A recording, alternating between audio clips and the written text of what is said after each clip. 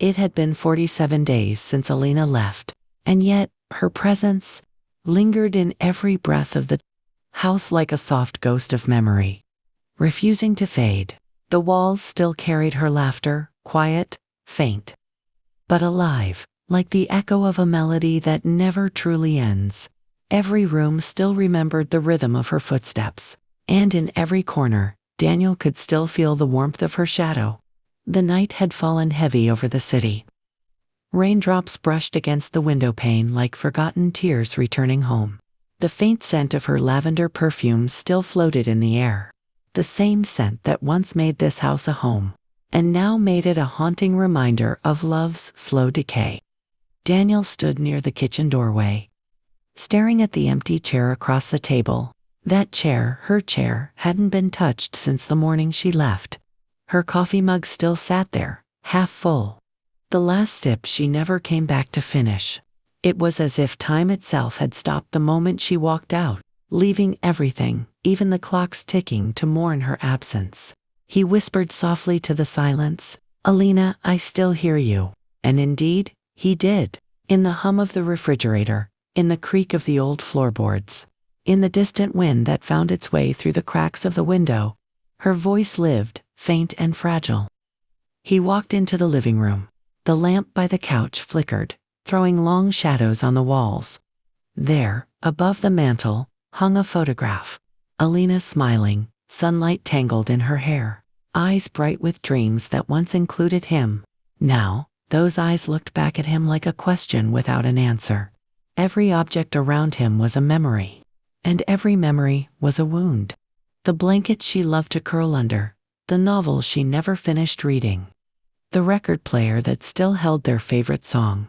None of it dared to move, as if the house itself was holding its breath, waiting for her return. Outside, thunder rolled low, heavy, like a sigh from the sky itself.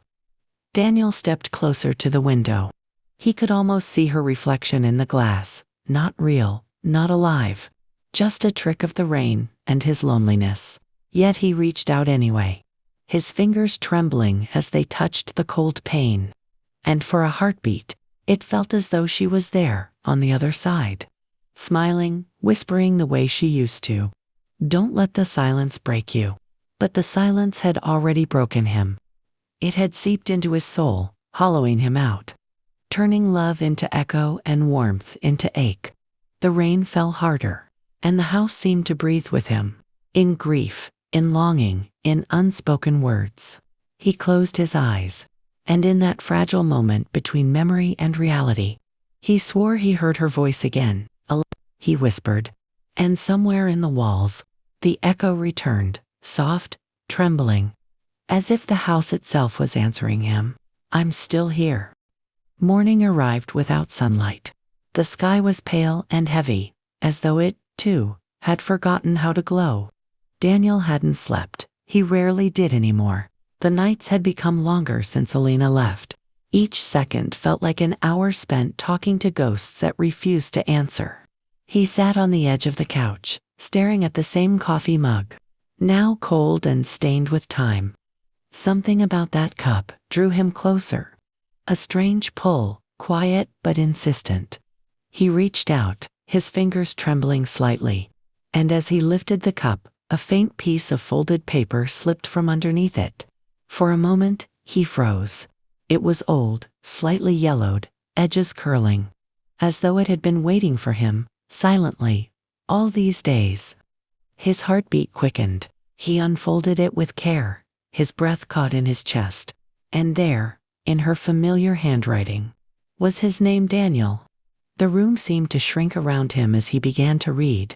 Greater than, "If you're reading this, it means I finally found the courage to walk away. I didn't leave because I stopped loving you. I left because love had turned into something that was slowly drowning us both. We forgot how to talk, Daniel.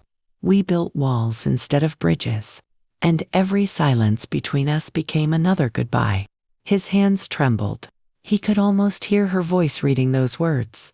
The scent of lavender seemed to drift back into the air.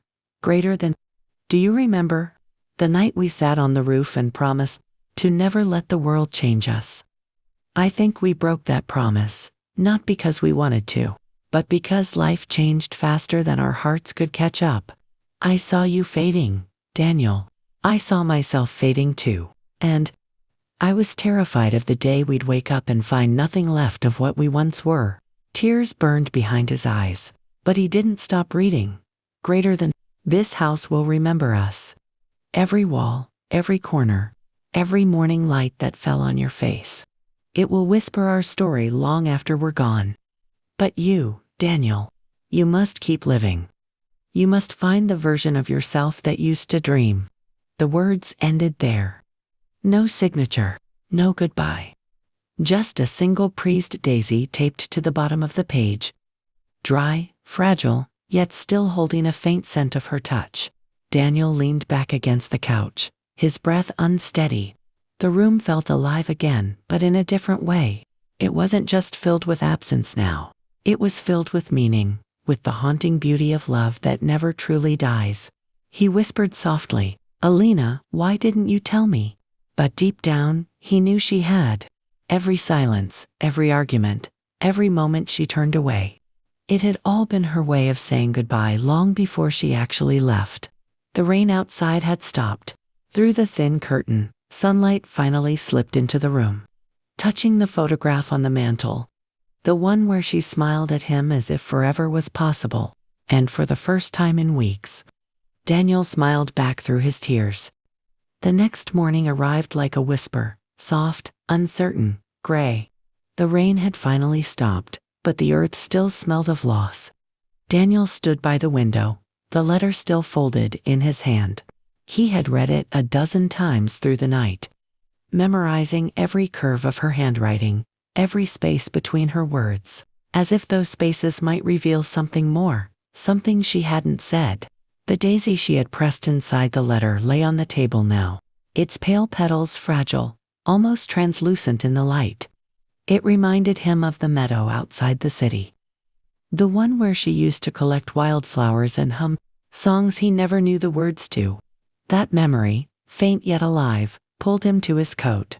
He needed to go there. The drive was quiet, the road still wet from the storm. Trees lined the highway, their branches heavy with rain, and for the first time in weeks, Daniel rolled the windows down. Cold wind hit his face, sharp, honest, like a reminder that he was still alive. When he reached the meadow, it was exactly as he remembered. The grass was taller now, swaying gently under the light breeze. The sky hung low, heavy with clouds that hadn't yet learned to break apart. He stepped out, his shoes sinking slightly into the damp earth. The world smelled the way it used to when she was here.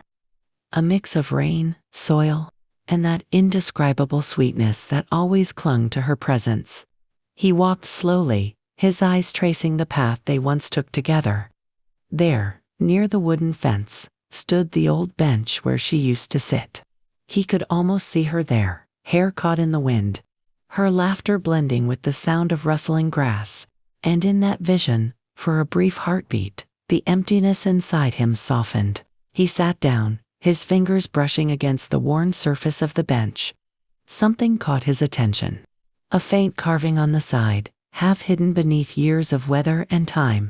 He leaned closer and read the words etched into the wood. "When silence grows too heavy, follow the wind." His breath caught. It was her handwriting. He looked around, confused, hopeful, afraid to believe. The wind picked up just then, gentle but insistent, carrying with it a soft rustling sound. The sound seemed to come from the grove nearby. Daniel stood, drawn by something beyond reason, and followed the path of scattered petals the wind carried before him. Deep within the grove, he found it, a small wooden box, half buried beneath the roots of an old oak tree. Its surface was worn but marked with the same delicate letters, E.W. her initials. With trembling hands, he opened it. Inside was a single Polaroid photograph. Alina standing in the same meadow, smiling, sunlight tangled in her hair. On the back, in faded ink, she had written, "If love becomes silence, remember silence still speaks." Daniel felt his knees weaken. The wind brushed against him, cool and alive. and he could swear it carried her scent, faint lavender and rain. That night, Daniel couldn't sleep. The photograph he found in the meadow lay on his bedside table, its faded colors glowing faintly under the moonlight. Like a small window into a past he couldn't stop revisiting. He kept turning Elena's words over in his mind. If love becomes silence, remember, silence still speaks. They were beautiful, yes, but also haunting. It wasn't just poetry anymore.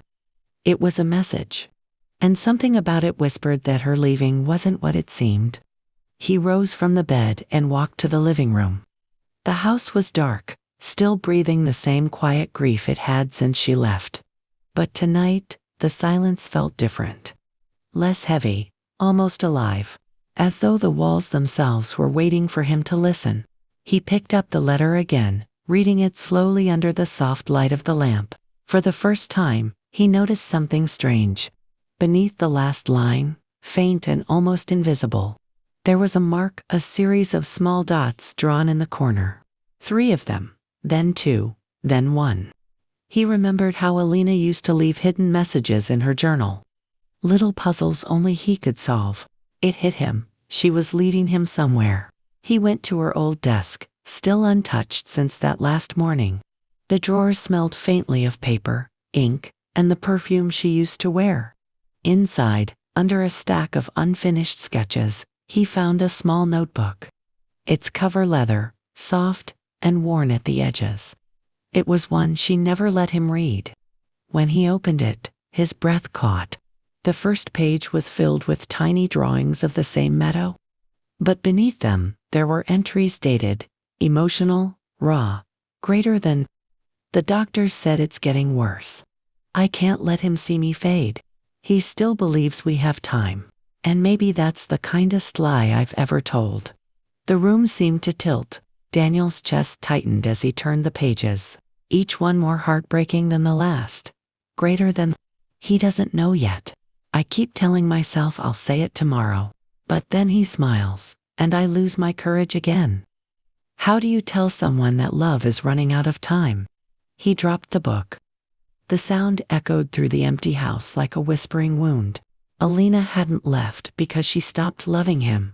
She left because she was dying. He sank to his knees, his palms pressed to his face. The weight of realization breaking him open. Every silence, every distance, every tear she hid. It all made sense now. She wasn't abandoning him. She was protecting him.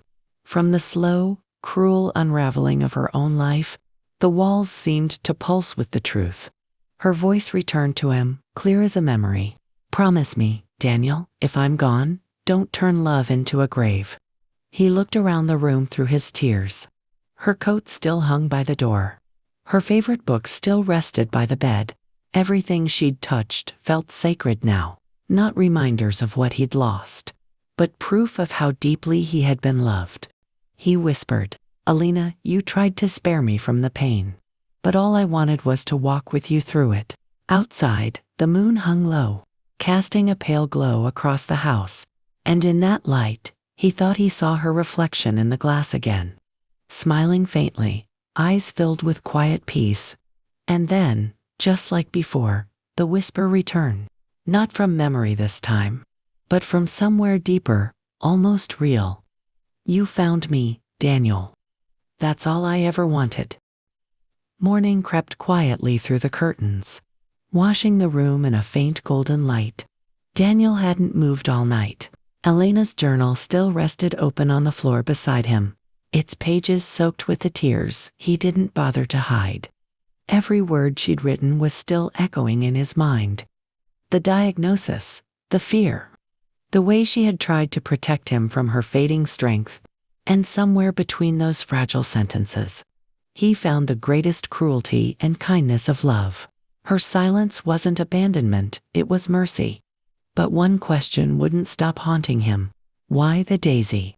Why hide a photo, a letter, a trail of symbols, as if she knew he would come searching? He turned the journal back to the last page. At the bottom, scribbled in faint pencil, was an address. A hospital address, and below it, just 2 words, for Daniel. His heart began to race. He grabbed his coat, still damp with yesterday's rain, and drove through the early morning mist. The highway stretched endlessly before him, a blur of silver clouds and fading dawn.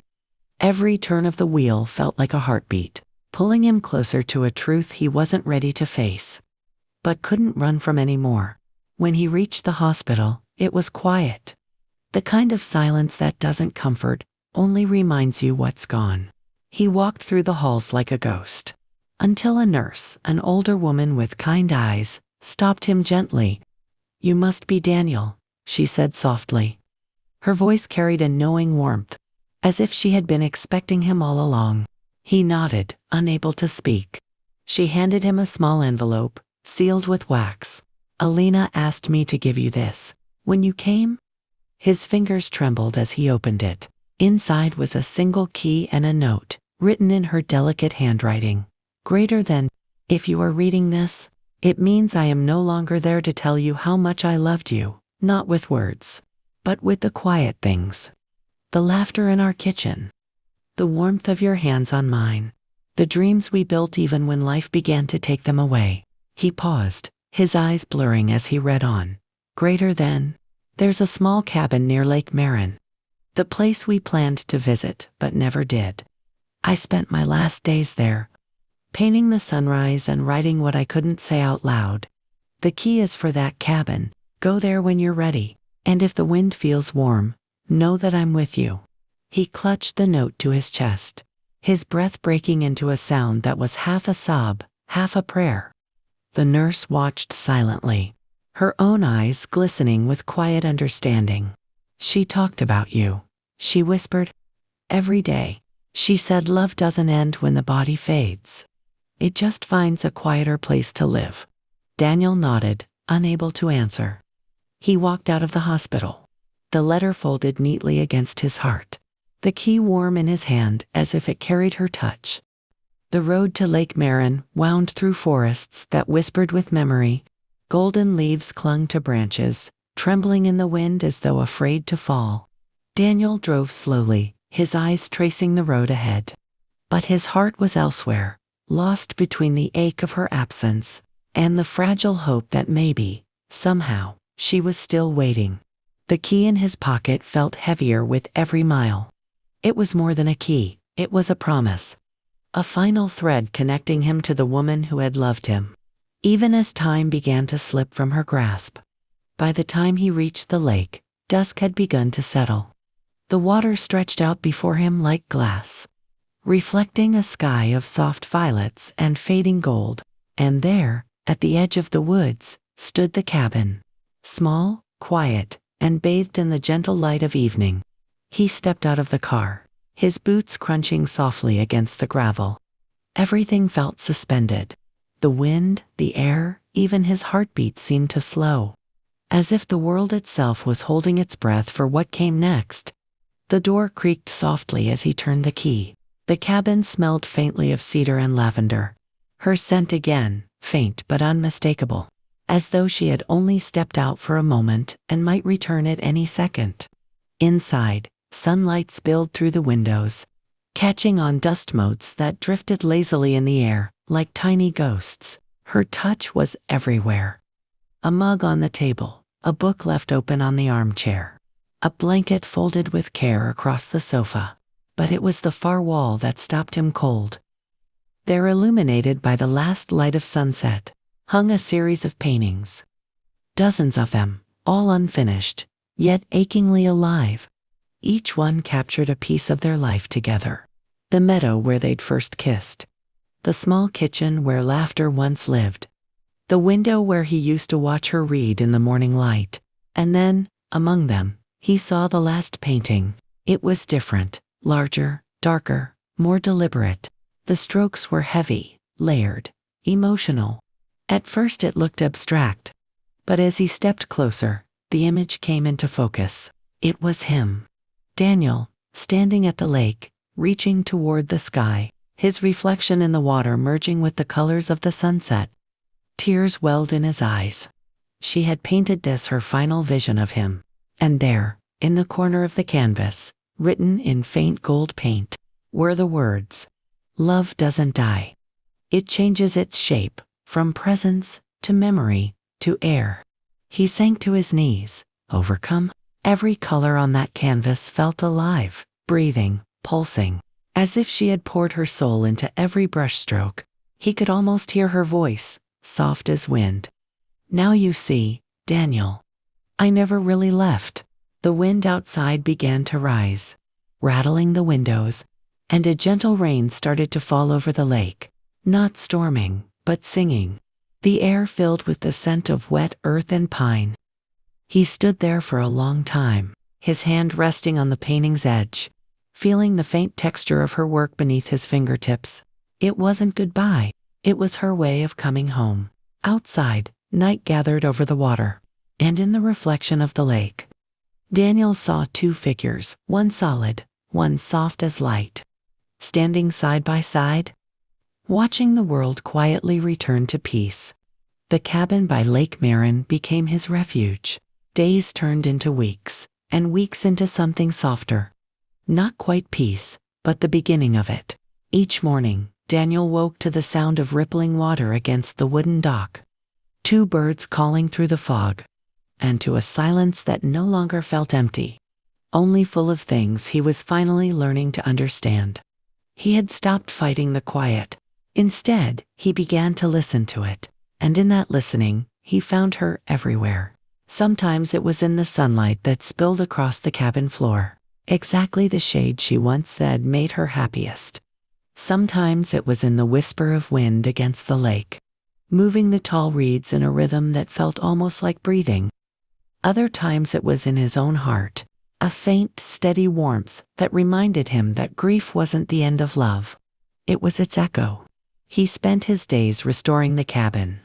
He fixed the old window hinges, painted the walls she never got to finish, and gathered wildflowers to place near her paintings. Each act felt like a conversation, a small way of saying, "I'm still here, and so are you." At night, he sat by the fireplace with her last letter. He had read it hundreds of times, but every reading revealed something new. Like her words were alive, growing with him, greater than, "Promise me you'll live," she had written. Not survive, Daniel, live. Paint again. Laugh again. Let the world see the love that still breathes in you.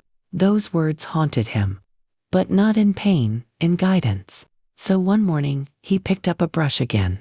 The first stroke was trembling, hesitant, as though he was touching something sacred. Then came another, and soon his hands began to remember the language of color, the dialogue between heart and canvas. He didn't paint her face. He couldn't. But he painted everything she had ever made him feel. The lake at dawn, the shimmer of rain on pine needles, the hollow ache of an empty chair beside a fire. Each painting became a conversation between love and loss, a way for her to keep speaking through him. Months passed like that. The pain never disappeared. It only changed its voice. Sometimes it hummed softly in the background. Sometimes it was silent, but it was never cruel again. One evening, while hanging his newest canvas, Daniel caught his reflection in the window. For the first time in years, his eyes didn't look hollow. They were tired, yes, but alive. There was something in them that looked like forgiveness. He stepped outside onto the porch.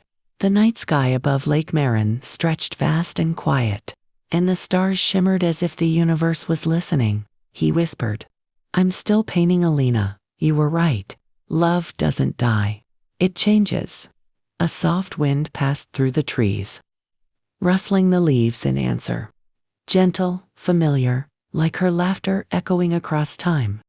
And in that moment, Daniel realized that healing wasn't about letting go.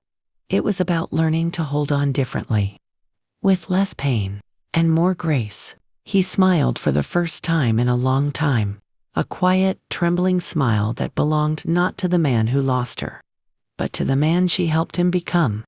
Spring arrived quietly, like a soft forgiveness.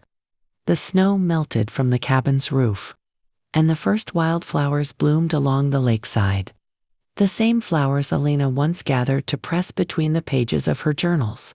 Daniel stood by the window that morning, a mug of coffee in his hand, watching sunlight spill across the floorboards. For a long time, he simply breathed. And for the first time, breathing didn't hurt. The house still whispered her name, but not with sorrow anymore. It felt like remembrance, like gratitude. On the table lay his newest painting, a vast canvas of colors that bled into one another, soft blues merging with amber golds, 1,000 shades of memory and hope. At its heart, a faint silhouette stood facing the lake, hair flowing in the wind, half light, half shadow. He didn't sign it, Daniel Hayes. He signed it for Alina. That was the beginning of what the world later called the Whispering Collection. 10 paintings, each born from loss, each holding a quiet conversation between love and eternity. When the gallery in Seattle reached out to host his first exhibition, Daniel hesitated.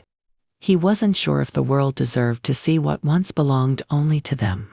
But that night, he dreamed of her again, standing by the old oak tree, smiling, her voice soft as the wind.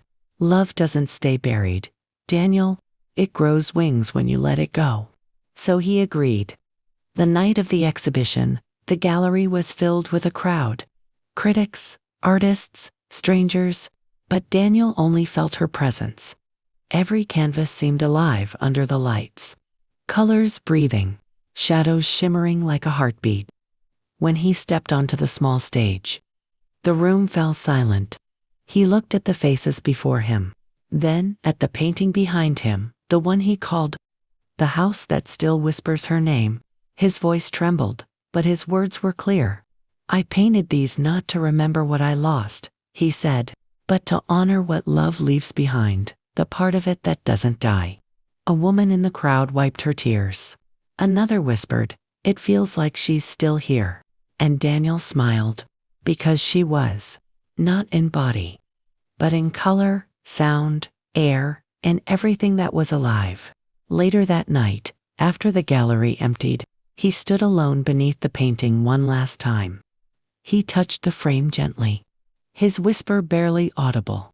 Your silence became my art, Alina. And now the world can finally hear it. Outside, rain began to fall, not the cold kind, but the tender, healing kind that smells like new beginnings. Daniel walked out into it, let it soak his hair, his clothes, his soul. Every drop felt like her hand on his shoulder.